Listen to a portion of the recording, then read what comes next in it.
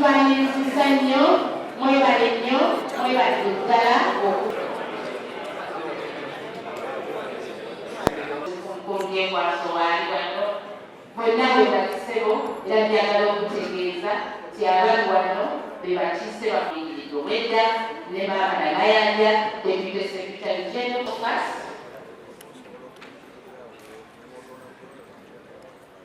Secretary General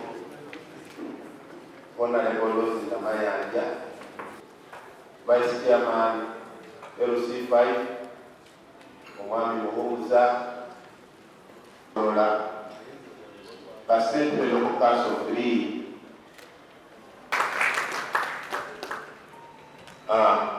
obwedda bwebo kikola olugendo olutuuka olwasemba executive committee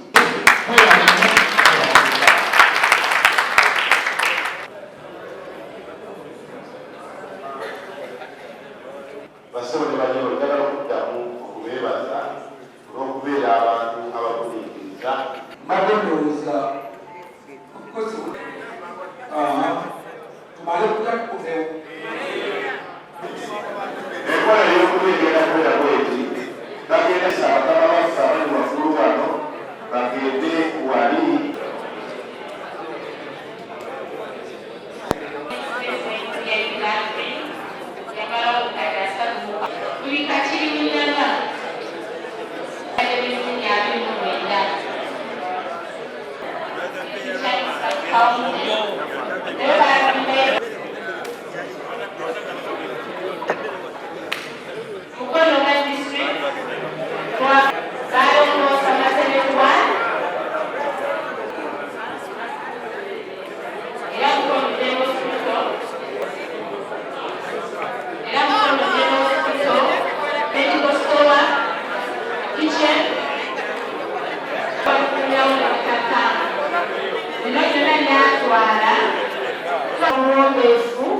will remain standing, then start again answers.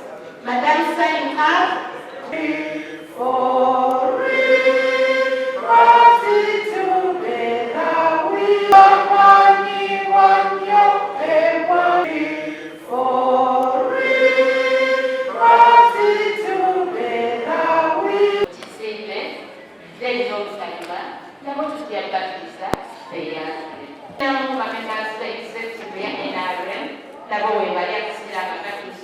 members of Parliament, nabo taata webali era akaseera kakati kiseera kya kweyambula tulina mu councillors aba district abo bonna abali wano ssebo mu maasoko tulinamu abatwala kasitala Sanyu aye kasitala waffe n'olwekyo olwokuba obudde bwagenze ate nga tulina liiki ate ng'abantu batutwagala bateese naye kyembadde nsaba abantu bwe tutuuka mu biseera ng'ebyo bwe tugamba nti abantu baffe bafudde bwe tukuba omulanga ku secretariat tebatera kutuyamba honorable ando kapiteni Kironde naye olusipiika bwe yavuganyako Mukono South owa veterani ono ekyapasino wakuwa veterani yafiirwa kitaawe naye bwe yafiirwa kitaawe executive twategeeza bakama baffeeyo waggulu naye teriyo kaavaayo naye ffe executive twakola kyonna ekisoboka netusobola okubeera ne muganda waffe ne bammemba b'enyale mu bangi bakyapasoni b'amakomola bafiirwa abantu b'amaanyi ate ekkooma eyo era nga bwe bagambibwa twali tulina support ey'amaanyi ennyo naye ku luno waliwo pulezidenti yafuna akalulu akamu n'afuna walala 3 n'afuna walala 5 n'afuna walala 7 era bwe batusindikira abakozi okuva ku state house nga batubuuza lwaki naye nga kyava abasirikale okululira ennyama ku nnyanja n'ekirala twebaza pulezidenti nti waliwo spirit body yazze egenda okujjangako ku bantu baffe abali mu bulwadde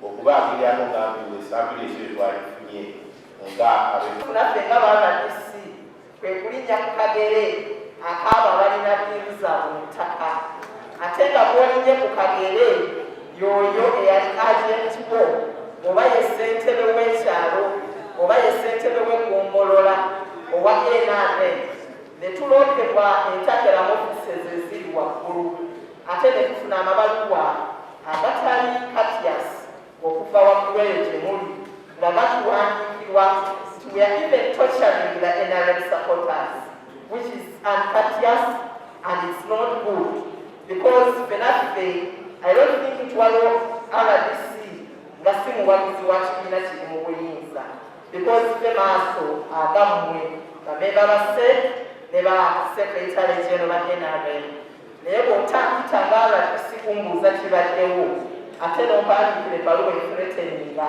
nange olw'olumu mbeera demoralizing kukola emirimu gya mukama wange.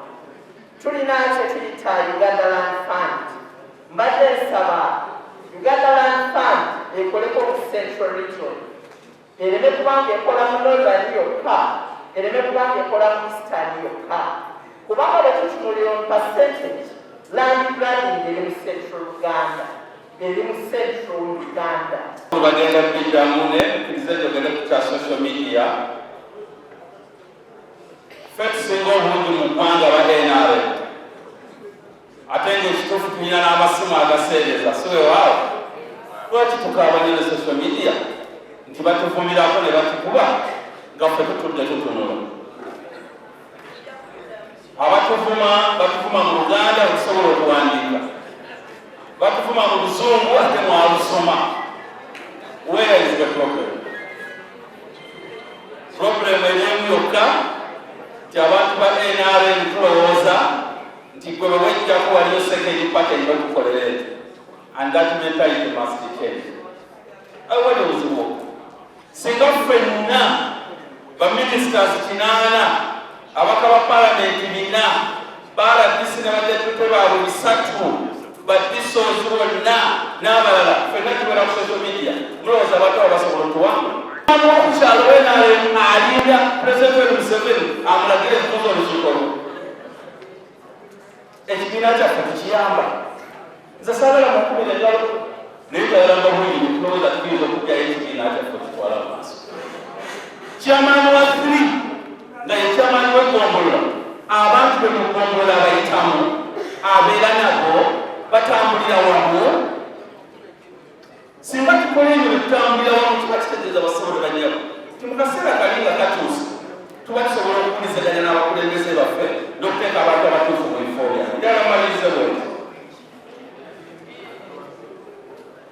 nti chairman ayogedde ku nsonga irawo ku NRM ate ku lwa NRM mu mbeera yonna. Ekyokubiri okubakulisa akalulu ke twayitamu. Akalulu ke twayitamu tekaali ka bulijjo mu bintu bingi, tekaali ka bulijjo era bingi. Naffe kennyini eyo tulina bye tunenya, nammwe wano mulina bye mutunenya, tetwabitambuza bulungi, ate n'abawa wansi ku levels ez'amakoga nabo banenya mmwe, naye ng'embeera gye twali tukoleramu yali unprecedented. Nti pulezidenti najja disitulikiti y'Emukono wetwogerera oba mu 2021 yalina abantu 7,114. Ekiyinza okubaawo nga mwenna buli omazze ku mukutu kwali n'asindika positive information ku mikutu egyo ne mugikola consistently for a week, just 1 week like this, ojja kulabawo enjawulo. So kitandika naffe nti akakade tetubeera otherwise social media is the way to go. Olutalo kati gyelulwanirwa naffe tulina okululwana.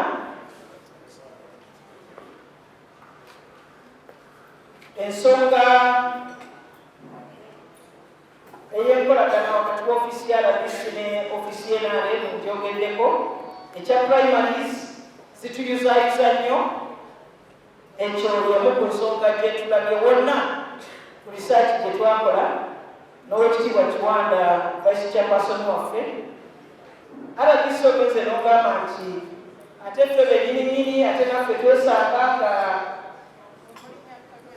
nti obulinnya abantu ku kagere bane twewale bye tuteeka mu mbeera, tuteeka mu buzibu. Ezo ze situations where kiba kyetagisa kulinnya ku kagere bakalinnye era gezaako kwozibira liiso bw'abanga amenye etteeka ku bw'ettaka nga bwe kitambula. Oba wenaale oba si wenaale, the law must be taken as is. Tulina issues nti abasirikale bazze, abasirikale kabere musirikale nakakagere kalinnyeko. At least information ikulete waggulu. Oba olyawo kuwadde ligambibwako nnyinibyo. Information eyo mugituwe. Mu Buganda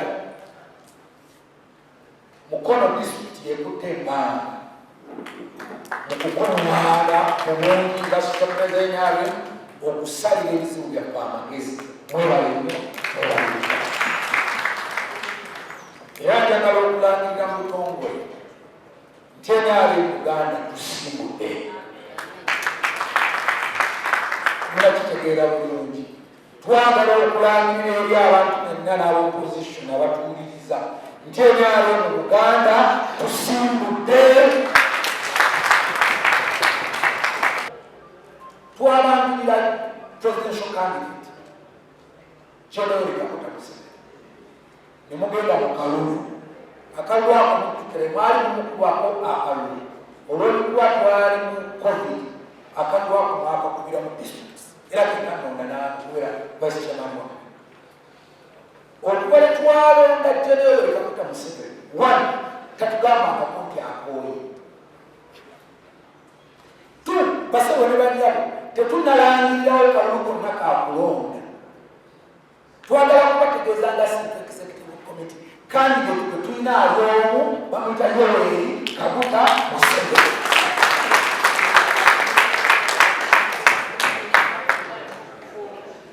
Ate n'amateeka gonna ne regulations zonna zimukkiriza okuddamu okwesimbawo baba ayagadde okwesimbawo. Emyaka agirina ekimukkiriza, stamina akyagirina emukkiriza, ate n'amaguzi agatwala eggwanga lino maaso akyagamu. So njagala kubategeeza mu butongole nga member wa executive committee tetunnalangirayo kulonda presidential candidate mulala mu kibiina kya National Resistance Movement.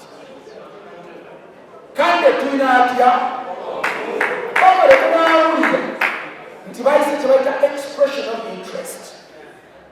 Era mu kiseera ekyo banaabagize abantu bangi bajja kujjayo empapula. Bannayuganda mu engeri gye tulonda presidential candidate waffe mukimanyi ab'Emukono. Tulonda tutya omuntu agenda okukwata fulaga yaffe. Amaanyi gammwe mugateeke ku Yoweri Kaguta Museveni ng'akutte fulaga yaffe, akukkiriza manifesto yaffe, abali ku byabwe ebirala byabwe.